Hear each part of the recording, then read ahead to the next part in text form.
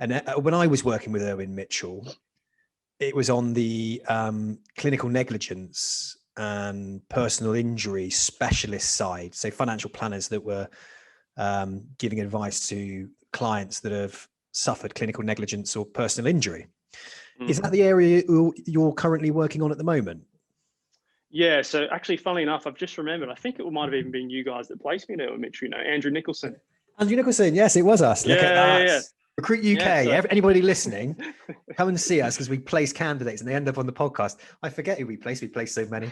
Yeah, exactly. So you're exactly right. It was recruited to be the PI side of the business. So it was funny actually because Andrew was speaking to me about a number of different roles that it didn't really sound like me. They were kind of your typical IFA role. And at the time, I was looking for something a little bit different within the industry. I think everything that I've gone through with my son, I really had that kind of feeling that I wanted to be really feeling like I was helping people.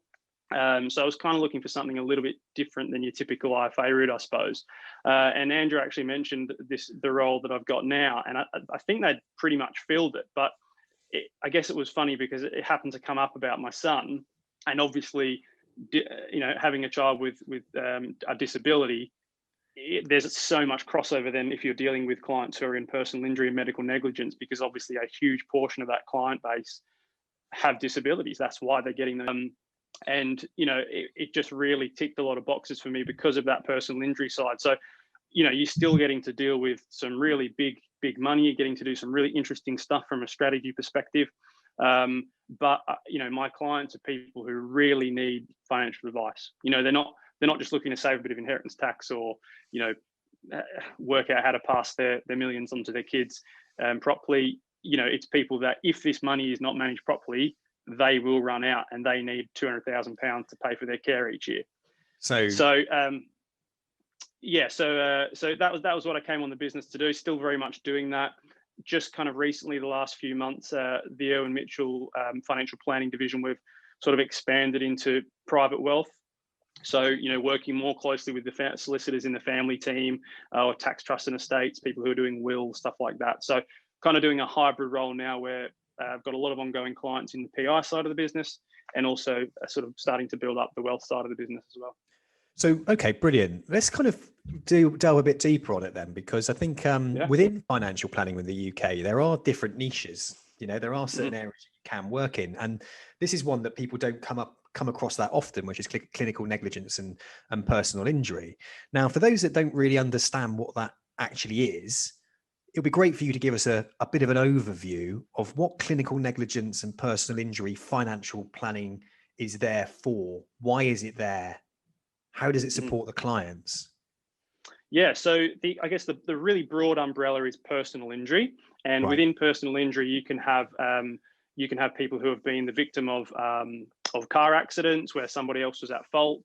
You can have medical negligence. Maybe a baby was delivered incorrectly, and then that has caused them to have a brain injury, something like that. All sorts operations that have gone wrong. Sort of anything where there is potentially a party at fault. The solicitors will then seek to seek damages for that.